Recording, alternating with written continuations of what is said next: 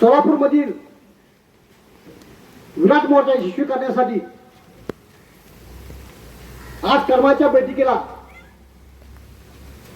आवर्जून उपस्थित असलेले दलित चळवळीचे सोलापूरचे जाणते कार्यकर्ते नेते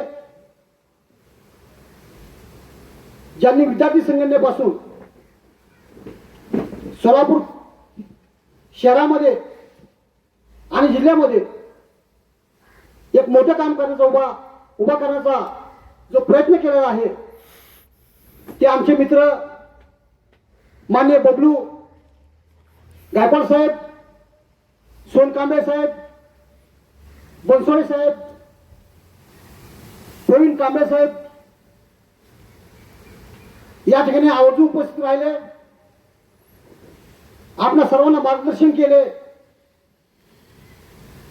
आरक्षण आणि उपवर्गीकरण हा जो विषय आहे हा अतिशय किचकट विषय आहे.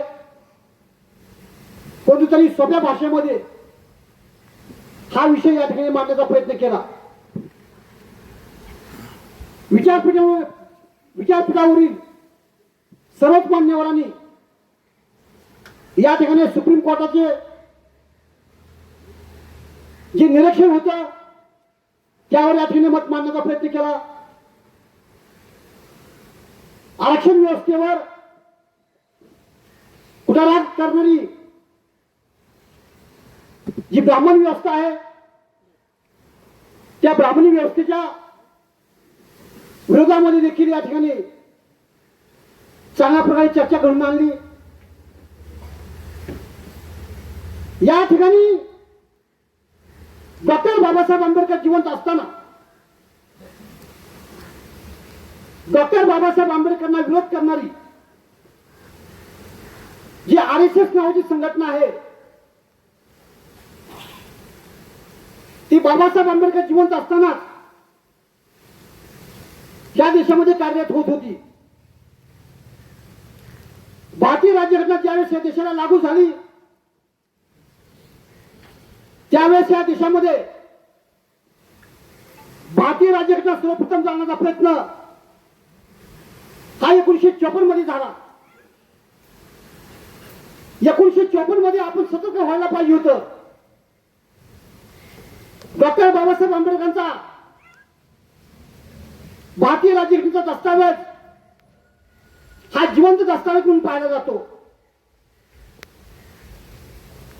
आणि हा जिवंत दस्तावेज हा आपल्यापाशी असताना देखील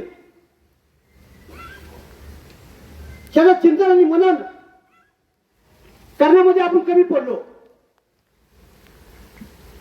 2007 मध्ये भारतीय जनता पार्टी सरकार हे केंद्रामध्ये असताना अटल बिहारी वाजपेयी हे देशाचे प्राईम मिनिस्टर असताना घटना समीक्षा आयोग या ठिकाणी निर्माण करण्याचा प्रयत्न या ठिकाणी झाला. म्हणजे 1950 ला भारतीय राज्यघटना लागू झाली, त्याची अंमलबजावणी सुरू झाली आणि 2016 मध्ये संविधान समीक्षा आयोग निर्माण करण्याचा प्रयत्न या ठिकाणी झाला. 2000 साली 50 वर्ष पूर्ण झाली. म्हणून या ठिकाणी मी जास्त वेळ घेणार नाही. परंतु भारतीय राज्यघटना आणि डॉक्टर बाबासाहेब आंबेडकर यांना विरोध करणारी जी प्रवृत्ती आहे ती डॉक्टर बाबासाहेब आंबेडकर जिवंत असताना या देशामध्ये कार्यरत आहे. आरक्षण हा विषय सुप्रीम कोर्टामध्ये अनेक न्यायाधीशांना समजलेला नाही. भारतीय राज्यघटनेचा अभ्यास करण्याचं फारशी लांबची गोष्ट आहे. आणि जी आरक्षण व्यवस्था आहे त्या आरक्षण व्यवस्थेला फुले शाहू आंबेडकर व्यवस्था आपण असं म्हणतो. कारण राजश्री छत्रपती शाहूजी महाराज, राष्ट्रपिता महात्मा ज्योतिराव फुले आणि डॉक्टर बाबासाहेब आंबेडकर हा आरक्षणाचा 108 वर्षाचा इतिहास या ठिकाणी मानला जातो. म्हणून आपण फुले शाहू आंबेडकर अशी चळवळ म्हणतो. त्यामध्ये शिवाजी महाराज आपल्याला जोडता येत नाही, त्यामध्ये बुद्ध आपल्याला जोडता येत नाहीत, अनेक महापुरुषांना जोडता येत नाहीत. त्या ठिकाणी केवळ फुले शाहू आणि आंबेडकर ही आरक्षणाची एक चळवळ आहे. त्यामुळे या ठिकाणी मी सर्वांना या ठिकाणी आव्हान करणार आहे. पाऊस या ठिकाणी चालू आहे. पावसामध्ये आपण सर्व भीम सैनिक या ठिकाणी राज्यघटना वाचवण्यासाठी आरक्षण व्यवस्था वाचवण्यासाठी थांबत आहेत. माझे या ठिकाणच्या रेकॉर्डिंग सांगणं आहे की कॅमेरा असं फिरवा की सोलापूरच्या मोर्चा संदर्भात करमाळा तालुक्यातली जनता ही किती आतुरलेली आहे. सगळ्याची इच्छा होती की या ठिकाणी मोर्चा मोठ्या प्रमाणात झाला पाहिजे. 27 तारखेला जो मोर्चा आहे हा या पावसाने दाखवून दिला आहे की पावसामध्ये या ठिकाणचे 400-500 कार्यकर्ते थांबून अंगावर पाऊस घेऊन या ठिकाणी मोर्चा यशस्वी करण्याचा प्रयत्न करत आहेत. या ठिकाणी मी अधिक वेळ घेणार नाही, पण या ठिकाणी मी आवाहन करणार आहे. या ठिकाणी मला जास्त बोलायचं होतं. आरक्षण व्यवस्था काय आहे, ब्राह्मण व्यवस्था काय आहे, डॉक्टर बाबासाहेब आंबेडकरांची आरक्षण व्यवस्था या ठिकाणी सांगितलेली आहे. ती आरक्षण व्यवस्था ही फंडामेंटल राईट्स मध्ये आहे. 15 खंडपीठाचा जो निर्णय या ठिकाणी देण्यात आला आहे, त्या 15 खंडपीठाचा जो निर्णय होता त्यामध्ये स्पष्टपणे नमूद करण्यात आलेला आहे कि भारतीय संविधान के बेसिक पिक्चर में परिवर्तन करने का अधिकार किसी भी गवर्नमेंट को नहीं है. हा केशवानंद भारतीचा निर्णय आहे आणि तो 15 खंडपीठाचा निर्णय आहे. 15 खंडपीठाचा निर्णय असताना 6 खंडपीठाचा निर्णय कसा काय जाऊ शकतो हा एक चिंतनाचा समीक्षेचा विषय आहे. म्हणून या ठिकाणी मी विनंती करतो. पाऊस जोरदार चालू आहे. आपण या ठिकाणी थांबलेला आहे. आपण अधिक वेळ घेत नाही. 27 तारखेच्या मोर्चाला आपण सर्वांनी या ठिकाणी उपस्थित राहावे अशा प्रकारे मी आवाहन करतो. या ठिकाणी जीवाची व्यवस्था केलेली आहे, जेवणाची व्यवस्था केलेली आहे.